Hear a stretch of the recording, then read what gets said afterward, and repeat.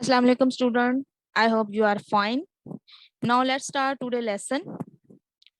Book का name वही है जो मैं लास्ट टाइम अपनी 2 वीडियोस में बता चुकी हूँ। हम बिजनेस मैथमेटिक्स को के क्वेश्चन को सॉल्व कर रहे हैं, उसके कॉन्सेप्ट को समझ रहे हैं। ऑथर का नेम सेम फ्रैंक एस बर्डनिक बर्डनिक है। एडिशन भी हमारा 4th है और चैप्टर नंबर हम लोगों ने 8 स्टार्ट किया है, मैथमेटिक्स ऑफ फाइनेंस। टॉपिक है आज हमारा कंपाउंड इंटरेस्ट है। इससे पहले मैंने 2 वीडियोस बनाई हैं जिसमें मैंने इंटरेस्ट क्या था वो बताया था और इंटरेस्ट बैंक कितने के टाइप के इंटरेस्ट जो है वो अपने डिपॉजिटर को देता है। तो उसमें हमने देखा था कि एक सिंपल इंटरेस्ट था, एक कंपाउंड इंटरेस्ट था। अपनी 2 पिछली वीडियोस में मैंने पहली वीडियो में सिंपल इंटरेस्ट क्या है उसका कॉन्सेप्ट समझाया था और साथ में एग्जांपल बताई थी। नेक्स्ट सेकंड वीडियो में मैंने सिंपल इंटरेस्ट से रिलेटेड बुकिश 2 क्वेश्चन करवाए थे। बुक जो मैंने यहाँ पे रेफर की हुई है आपको बताई हुई है, उसके क्वेश्चन नंबर 3 और क्वेश्चन नंबर 4 समझाया था आप लोगों को। आज हम लोग देखेंगे कि कंपाउंड इंटरेस्ट क्या होता है। कंपाउंड इंटरेस्ट का मैं आपको एक ओवरव्यू दे देती हूँ। ये एक बुकिश डेफिनेशन हमारे पास लिखी हुई है लेकिन मैं आपको सिंपल वे में बता देती हूँ। कंपाउंड इंटरेस्ट का मतलब होता है कि इंटरेस्ट के ऊपर इंटरेस्ट पे करना। अब आप कहेंगे कि इंटरेस्ट के ऊपर इंटरेस्ट पे करना क्या होता है। जब मैंने आपको सिंपल इंटरेस्ट बताया था तो उसमें मैंने आपको यही बताया था ना कि बैंक डिपॉजिट अमाउंट पर जब इंटरेस्ट लगाता है हर साल, साल के एंड पे वो इंटरेस्ट पे करता है तो वो हमेशा ओरिजिनल अमाउंट पे पे करता है। यानी कि जो आपने जीरो पीरियड पर वहां पर अपनी अमाउंट इन्वेस्ट की होती है, जितनी रकम इन्वेस्ट की होती है वो हमेशा उस पर इंटरेस्ट लगाता है। लेकिन कंपाउंड इंटरेस्ट में क्या होता है कि आपकी ओरिजिनल अमाउंट, फॉर एग्जाम्पल अगर आपने पहले साल 10,000 रुपया जमा करवाया है बैंक में, तो साल के एंड पे बैंक ने उस पर 10% आपको इंटरेस्ट पे किया है, तो वो 10,000 पे 1,000 लगेगा इंटरेस्ट, तो आपके अकाउंट में कितने हो जाएंगे? 11,000 रुपया हो जाएगा। 11,000। जब दूसरा साल आएगा ना तो बैंक आपके उस 11,000 पे आपको इंटरेस्ट पे करेगा। सिंपल इंटरेस्ट में हमने देखा था कि वो 10,000 पे ही आपको इंटरेस्ट पे करता था, हमेशा आपकी ओरिजिनल अमाउंट पर आपको इंटरेस्ट लगाता था। लेकिन कंपाउंड इंटरेस्ट में क्या होता है कि आपकी अमाउंट में, आपके प्रिंसिपल में जो इंटरेस्ट ऐड हो चुका होता है उस अमाउंट को टोटल करके नेक्स्ट ईयर वो उस सारी पे इंटरेस्ट आपको पे करता है। और इसमें डिपॉजिटर का फायदा फायदा होता है। जाहिर सी बात है, आपको पता चले कि आपको पहले से ज्यादा पैसे मिलेंगे, इंटरेस्ट के ऊपर इंटरेस्ट मिलेगा, तो हर बंदा उस बैंक की तरफ जाएगा। हर बंदा चाहेगा कि वो वहां पर अपनी जो इन्वेस्टमेंट है, अपनी इन्वेस्टमेंट उस बैंक में करे जहां उसे ज्यादा से ज्यादा प्रॉफिट हो। लिहाजा कंपाउंड इंटरेस्ट की अब डेफिनेशन पढ़ लेते हैं। आई होप आपको समझ आ गया होगा। सिंपल आपने अपने माइंड में सिर्फ यही रखना, कंपाउंड इंटरेस्ट क्या होता है? इंटरेस्ट के ऊपर इंटरेस्ट पे किया जाता है। The interest earned each period is added to the principal. ठीक है, हर पीरियड में इंटरेस्ट को हम अर्न करते हैं और उसे प्रिंसिपल पे ऐड करते जाते हैं for purposing of computing interest for the next purpose, next period. The amount of interest computed using this procedure is called the compound interest. Compound interest का हमारे पास फॉर्मूला यही है, एस माइनस पी। एस हमारे पास क्या होता है? सी और आई मैंने लिखा हुआ था, सी आई है कंपाउंडेड इंटरेस्ट। एस हमारे पास है कंपाउंडेड अमाउंट, इसे अकोमुलेट्स भी कहते हैं और फ्यूचर वैल्यू भी कहा जाता है। पी हमारे पास है प्रिंसिपल अमाउंट। अब आप कहेंगे कि ये कंपाउंडेड अमाउंट क्या होती है? कंपाउंडेड इंटरेस्ट तो हमने पढ़ लिया ना, आपको बता दिया कि इंटरेस्ट के ऊपर इंटरेस्ट पे करना है। अब कंपाउंडेड अमाउंट क्या होती है? कंपाउंडेड अमाउंट वही आपके पास जो आ गई है, उसका नीचे लिखते हैं आपकी ओरिजिनल अमाउंट प्लस उसमें जो आपने इंटरेस्ट अर्न किया होता है, हर पीरियड में इंटरेस्ट होता है, वो हमारी कंपाउंडेड अमाउंट बनी होती है। इसकी डेफिनेशन भी यहाँ देख लेते हैं। वो कहता है the original amount plus earned any interest is called compound amount. यानी कि पहले साल में जो आपके 10,000 था, 10,000 पे जो इंटरेस्ट लगा 11,000 बना, वो आपका अमाउंट बन गई। उस अमाउंट के ऊपर फिर जो आपको इंटरेस्ट मिला वो हमारे साथ क्या है? कंपाउंड अमाउंट हो जाएगी। The compound amount is also called the accumulated amount. The difference between compound amount and the original principal is called the compound interest. यहाँ पे ये 2 दफा आ गई, कंपाउंड इंटरेस्ट की 2 डेफिनेशन आ गई। नेक्स्ट, कंपाउंड अमाउंट का फॉर्मूला ये लिखा हुआ है, S is equal to P, bracket लगे 1 प्लस आई। आई हमारे पास यहाँ पे रेट ऑफ इंटरेस्ट है, परसेंटेज मैंने साथ लगाए हैं, ब्रैकेट बंद। और एन हमारे पास क्या होगा? यहाँ पर टाइम पीरियड होगा।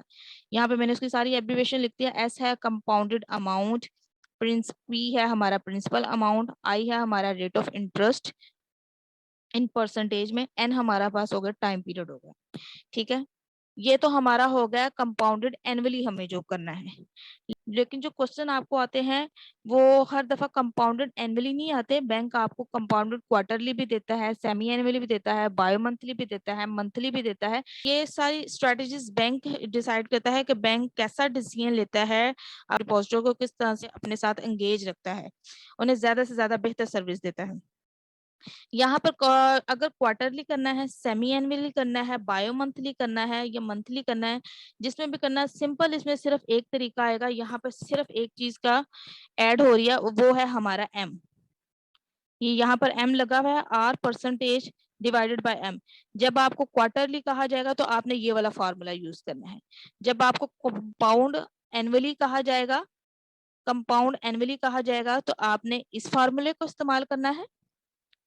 सिंपल जो जब आपको बायो मंथली या क्वार्टरली टाइम पीरियड आपका डिवाइड कर दिया जाएगा, मजीद आपने इस फॉर्मूले को यूज करना है जिसमें एम लगा होगा। अगर कंपाउंडेड कंटिन्यूअसली कर रहा हो तो उसके लिए हमारे पास फॉर्मूला है S is equal to P. P हमारे पास प्रिंसिपल होगा, ई की पावर हमारे पास होगी आई इंटरेस्ट रेट मल्टीप्लाई बाय उसे हम करेंगे एन पीरियड ऑफ टाइम के साथ। इसी तरह present value under compounded continuous, अगर वो हमें कहे कि आप इसकी प्रेजेंट वैल्यू निकालें। आप देखें हम लोगों ने जितने भी फार्मूला ये अभी मैंने आपको बताए हैं कंपाउंड के, इसमें ये एस मैंने कहा ये फ्यूचर वैल्यू भी कहलाता है कि हमने आज बैंक में इतने पैसे जमा करवाए हैं 10 साल के लिए। फॉर एग्जाम्पल बैंक 10 साल में हमें इतने परसेंट यानी कि 10% हमें इंटरेस्ट देगा, तो 10 साल के बाद बताएं कि हमारे पास कितने पैसे बनेंगे। यानी कि ये सारी हम फ्यूचर वैल्यू कैलकुलेट करते जा रहे हैं। अगर इन केस हमें प्रेजेंट वैल्यू कैलकुलेट करना पड़े तो प्रेजेंट वैल्यू का हमारे पास ये फॉर्मूला है, और ये सिंपल फार्मूला कोई मुश्किल नहीं। अगर आप इससे ऊपर वाला फार्मूला देखें तो हम इसे डिवाइड कर देंगे ना, एस डिवाइडेड बाय ई, आई ई की पावर आई और एन, और यहाँ पर एस की हमारे पास ये देखें माइनस लगा हुआ है, एस ई की पावर माइनस आई और एन की। अब हम इस कॉन्सेप्ट को एक एग्जाम्पल के थ्रू समझेंगे। मैंने अपने पहले लेक्चर में जो एग्जाम्पल ली थी वही मैंने एग्जाम्पल इस क्वेश्चन को भी समझाने के लिए ले लिए कि ताकि आपको सिंपल इंटरेस्ट का और कंपाउंड इंटरेस्ट का जो है कॉन्सेप्ट वो अच्छे से क्लियर हो जाए, डिफरेंस आपको नजर आ जाए। उसने कहा mister X Y G deposited $10,000 in an ABC bank at a 10% per annum rate है of interest to compounded annually for 4 years. What amount will be repaid him at the end of the 4th year? इसको अभी हम वैसे ही table में भी करेंगे और formula के थ्रू भी करेंगे। उसने डिपॉजिट करवाया, हाईलाइट कर लेते हैं हम लोग। डिपॉजिट उसने करवा दिया है $10,000 पर एनम, जो उसका इंटरेस्ट रेट उस पर लगा है वो 10% में लगेगा। कंपाउंडेड एनुअली वो कर रहा है, कंपाउंडेड एनुअली का हम लोग फार्मूला लगा देंगे सिंपल। टाइम पीरियड हमारे पास क्या है 4 इयर्स। टेबल बनाएंगे, टेबल बनाने के लिए वही तरीका है, इंसर्ट प्रेस करेंगे, फिर टेबल के ऑप्शन को प्रेस करेंगे और हमें चाहिए 4 टेबल। सबसे पहला कॉलम बनाएंगे ईयर्स का, सेकंड कॉलम है हमारे पास प्रिंसिपल, थर्ड कॉलम है रेट ऑफ इंटरेस्ट, और रेट ऑफ इंटरेस्ट हमारे पास है 10% पर एनम है ये। और फोर्थ कॉलम हमारे पास बनेगा इंटरेस्ट अमाउंट का, और द लास्ट कॉलम हमारे पास होगा टोटल अमाउंट, टोटल अमाउंट का। यानी कि चौथे साल के एंड पे जो टोटल अमाउंट होगी वो यहाँ पर कैलकुलेट होगी। मिस्टर एक्स वाई जी ने कितने सालों के लिए अमाउंट $10,000 डिपॉजिट करवाए हैं? 4 साल के लिए। हम यहाँ लिख लेंगे 1 2 3 4।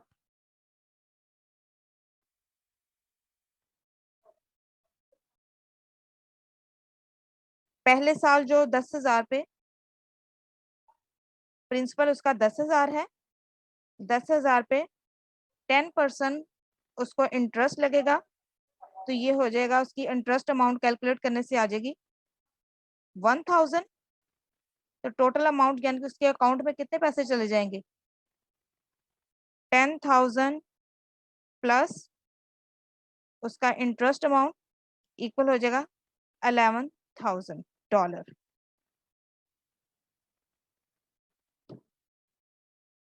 अब दूसरे साल की जो उसके अमाउंट होगी जिसपे वो इंटरेस्ट लगेगा वो हमारे पास 11,000 होगी। हम लोगों ने सिंपल इंटरेस्ट में ये पढ़ा था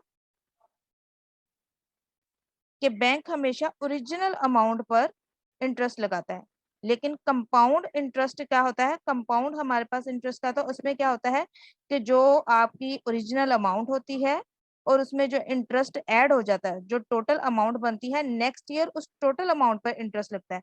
अब जो दूसरे साल का इंटरेस्ट लगेगा वो 10,000 रुपये पे नहीं लगेगा, बल्कि उस वक्त जो आपके बैंक में अकाउंट में जो टोटल अमाउंट आपकी बनी होगी 11,000, उसके ऊपर इंटरेस्ट लगेगा। 11,000 ये है, 11,000 के ऊपर हमारे पास इंटरेस्ट लगेगा 10%। 10% इंटरेस्ट लगेगा तो वो हम मल्टीप्लाई करेंगे तो वो कितनी अमाउंट बन जाएगी,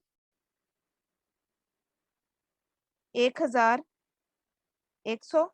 और टोटल अमाउंट कितनी बन जाएगी दूसरे साल की, $11,000 प्लस दूसरे साल का इंटरेस्ट ऐड होगा, तो ये इक्वल हमारे पास आ जाएगा $12,100। इसी तरह जब तीसरे साल की हमने इंटरेस्ट लगना है तो वो इस 12,100 पर तीसरे साल के जो प्रिंसिपल हमारे पास अमाउंट आ जाएगी, प्रिंसिपल बन जाएगा, जो प्रिंसिपल की जगह हम लिखेंगे वो आ जाएगा 12,100। इसके ऊपर इंटरेस्ट कितना लगेगा, 10%। 10% इंटरेस्ट लगा तो हमारे पास ये क्या आ जाएगा, 1,210। और टोटल अमाउंट कितनी बन जाएगी तीसरे साल में, उसके अकाउंट में कितने पैसे आ जाएंगे, 12,100 रुपीज पहले से मौजूद थे। इसके ऊपर हमारे पास इंटरेस्ट लगा $1,210 और इक्वल हमारे पास ये क्या होगा, $13,310। इसी तरह फोर्थ ईयर की जो हमारे पास अमाउंट होगी जिसपे इंटरेस्ट लगेगा वो हमारे पास है $13,310। इसके ऊपर फिर इंटरेस्ट लगाएगा 10%।